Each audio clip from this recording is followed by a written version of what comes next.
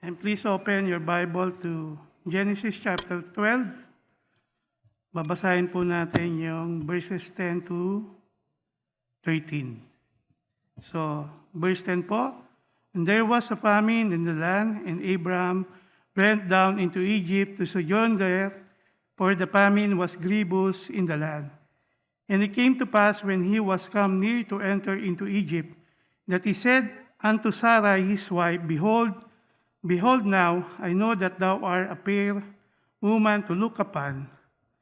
Therefore it shall come to pass, when the Egyptians shall see thee, and they shall say, This is his wife, and they will kill me, but they will save thee alive. Say, I pray thee, thou art my sister, that it may be well with me for thy sake." So tayo po'y manalangin. Dakilang Diyos, muli po, Panginoon, salamat po sa inyo pong pagpapala sa bawat isa po sa amin. Thank you for giving us the time to come before your throne of grace. I pray, O God, at this moment, give us, O God, the understanding, the wisdom, even the wisdom, O God, to share your word. Dalayan ko po na gamitin niyo po ako, Panginoon. Thank you for everything. In Jesus' name, amen. Tayo po yung magsiyo po. So, sa mga nagdaan pong lesson natin, for the month of April, we speak of the suffering of the believers, and our teacher, particularly our beloved pastor, talk about many things about our faith and the other practical application of it. First, last Thursday, we learned that despite of the many trials and affliction of David, he believed and depended on God, and the Lord delivered him out of them all. We also learned that God allowed and permitted sufferings when we talk the sufferings of Paul. We even realized through the lesson in the life of in the miserable comforters that people we know and love cannot give genuine help and comfort to the believers like us. Finally, we were told that Satan is very much involved and responsible in our trials and suffering in order to condemn each and every one of us before God. In all of this lesson, our suffering and trials, we learned that all of this is designed in order to test our faith. And let us know more God in His promises. Abraham is one of the most important men in all history. Many believers and even non-believers regarded him highly and called him the man of faith. So he is a man of great faith who left his family, his home, his possession, and followed God to where he was told to go. He is a good man to follow and emulate in exercising our faith. It is good to know that Abraham's great faith does not happen overnight. His time of great faith and trust in God are balanced and offset by times of great doubt and disobedience. Abraham was not naturally a man of faith, nor did he have some spiritual gift of faith and some secret to trusting God. Abraham became a man of great faith because of the many years he had very little faith. And even in those times, God continued to keep His promises. So from little faith, wala na pong pwedeng mangyari kundi magkaroon po ng bigger faith and great faith. Now, knowing Abraham as an ordinary man like us who exercise great faith, it is very encouraging that we also, as ordinary as Abraham, can exercise great faith in our walk with God. So, how can we exercise faith? Wala pong pwedeng, kumbaga, isa lang po yung dinesign ng Panginoon for us to exercise faith. It is always through the testing and trials we experience in everyday life. So, doon sa binasa po natin, The testing of our faith in Genesis chapter 12, verse 10, pinakita po rito, now there was a famine in the land, and Abraham went down to Egypt to dwell there. For the famine was severe in the land. So famine, as usually used in the Old Testament, it is a picture of trials and testing to the people of God. And Egypt seems to be always the best place to go. Marami po tayong nabasa na when there is a problem, they go to Egypt. Bakit po? Because Egypt is a place of, it is a great empire, and it is a place of plenty. So, the testing of our faith may come at a time wherein we are at our high mountains. So, in our victories, in our successes, or it can come where we are in our valleys. The very lowest point in our spiritual, in our physical, in our emotional condition. Now, a time of testing had come upon Abraham, not in a time of plenty, but in a time of wanting. Meron nga po kasing famine. So Abraham is now between two choices, which every one of us faces when there is trials. So sa kaso po ni Abraham, either he could stay in the land of God, in the land that God had called him, which is Canaan, and trust in God to provide his needs, or he could leave the land and trust in men. In these particular circumstances, in Egypt, depending on the riches of the land and the provision of the pharaohs. Our pastor always teaches us that the best place to be in times of, the best place in our life is always in the presence of God. Does God intended Abraham to go to Egypt? Hindi po natin masasabi. We cannot tell, but whatever the reason, it happened in order to fulfill God's plan. When we encounter difficulties, Christian must stay with God. So hindi po kailangang, kaya po tayo pag mayroon tayong mga problema, wag po nating isipin na mag-backslide o pumalya sa mga services.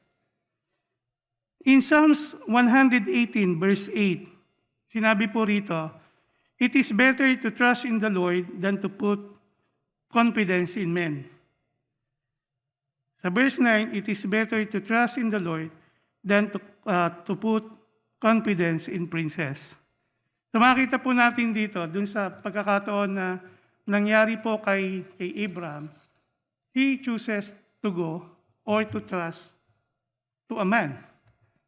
Diba? In Genesis chapter 12, 11 to 13, dito po makikita natin ano po ang nangyayari pag wala po tayo sa presence or in the will of God. And it came to pass when he was close to entering Egypt that he said to Sarai, his wife, indeed, I know that you are a woman of beautiful countenance. We can see that even we are away from God, we will forget God's promises of protection and provision. Pag binasa po natin itong chapter 12, dun sa simula po, ito po yung call of Abraham. At dito po, binigay ng Panginoon yung promise niya kay Abraham, which is, sinabi niyan, sa verse 2, sinabi rito, sa verse 2, and I will make thee a great nation, I will bless thee, and make thee thy name great, and thou shalt be a blessing. And I will bless them that bless thee, and curse him that curseth thee, and in thee shall all families of the earth be blessed. So, knowing the frailties or the nature of Abraham, lumabas po yung kanyang pagiging selfish, or he depended on his natural natural condition o yung kanyang nag-trust siya sa kanyang sariling desisyon. So, sinabi po rito na nakalimutan niya yung mga promise ng Panginoon na even God will protect him in any circumstances na magkakaroon siya. In Genesis chapter 12, then we can see that when we fail to know the purpose of God in our trials and affliction, number one, we will focus on ourselves. So Abraham cares for his life was manifested as he pierced the Egyptian that would take his life. So very natakot siya. Then number two, we follow ourselves to solve our problem to the extent of planning to sin before God. Malayo pa lang siya sa Egypt, nagplano na siya kung ano yung mga gagawin niya. Which is normal na nangyayari sa bawat isa po sa atin, di ba? So when was the last time that you have a plan to say a white lies or a half truth in order for you to cover some truth na maglalagay sa iyo sa hindi magandang situation.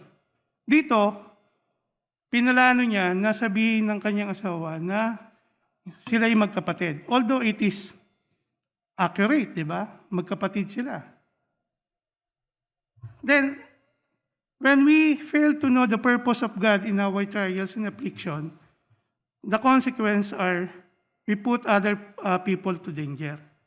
So number one, yung kanyang asawa, Abraham's selfish plan put Sarah in difficult situation as the Egyptian become interested na nabighani ang mga kalalakihan kay Sarah.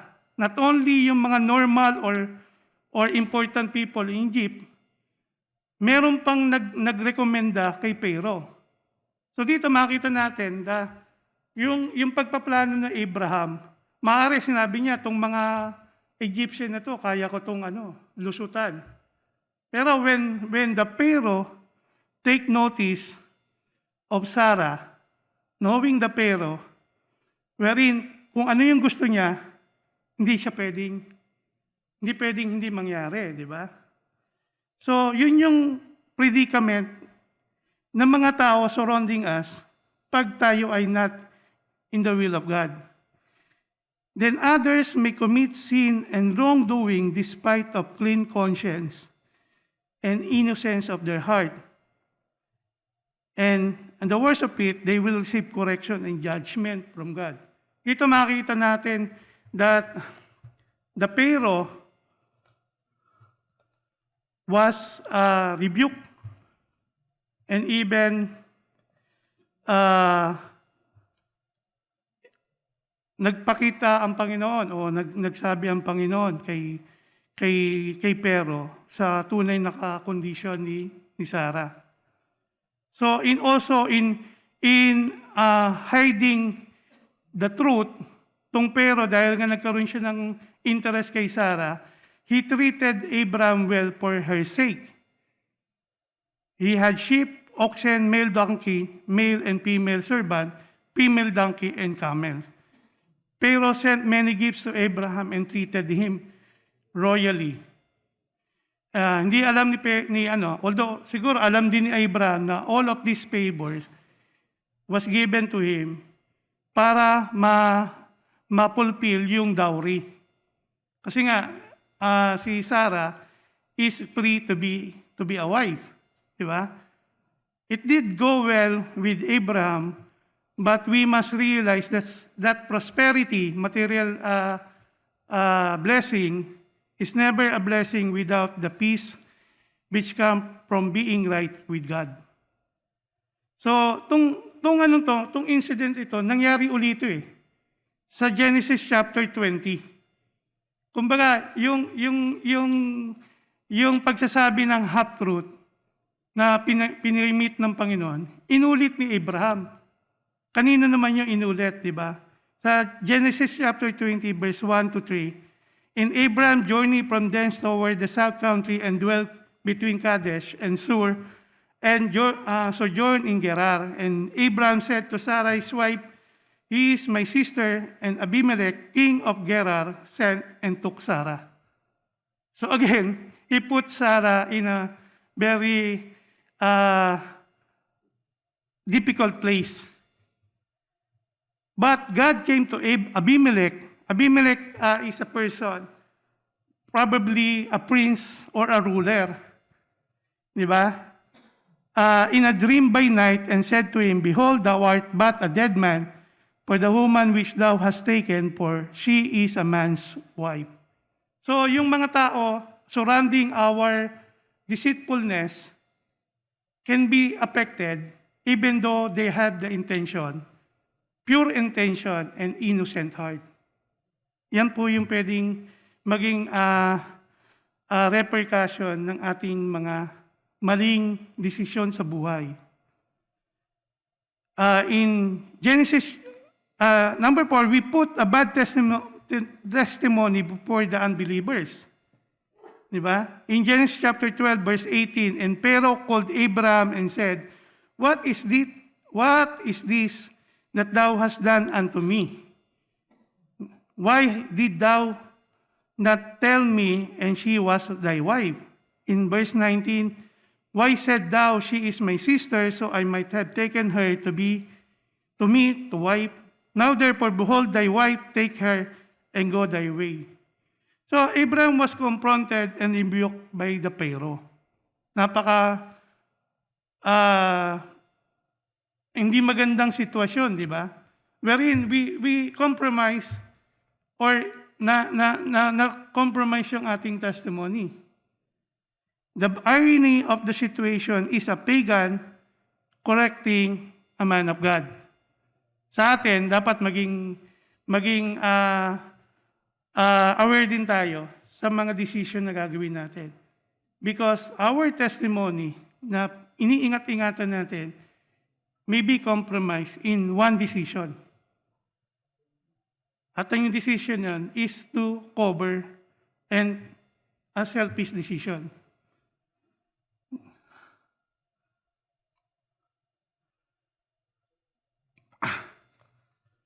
So, despite all of these things, we can see that God moved in the life of both Abraham and Pharaoh. So, sa Genesis chapter 12, verse 6, "God said unto him in a dream, Yea," speaking to Abimelech, no? "Yea, I know that thou did this in the integrity of thy heart." So, alam ng Panginoon, di ba? Na si Abimelech did the things that he has done because he was misinformed. Although gusto niya magkaroon ng another wife, which is lawful sa kanilang tradition, pero kinausap siya ng Panginoon. Ang maganda nito, God works in the hearts of the believer and also to the non-believer. Sinabi niya rito, "For I also withheld thee from sinning against me. Therefore suffer I thee not to touch her." Kasi nag-plead sa Abimelech sa Panginoon, di ba? Doon sa account ng Genesis chapter 12. Nanalangin siya sa Panginoon, "Panginoon, innocent ako. Will you judge me and a nation, an innocent nation?" Pero sinabi rin ng Panginoon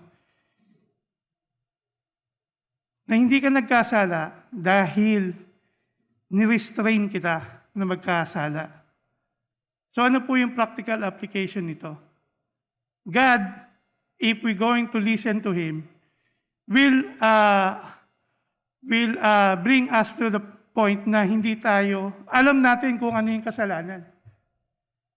At may iiwasan natin yon kung alam natin yung will ng Panginoon sa atin. Aware tayo. God works in our heart in order to protect us in sinning before Him. God remains faithful to us even when we are faithless. He blesses us even when we are wrong. Sometimes He does discipline us, for He disciplines those He loves. So, alam naman nating lahat to, di ba? Pero napakahirap i-implement, especially if we are in a carnal state or we are not in tune with God. He wins us over with grace and mercy. He teaches us to be faithful to Him by revealing His faithfulness to us. So how can we be faithful to God? Because first, God loves us and He is faithful to His promise. Yun lang po. Maraming salamat po.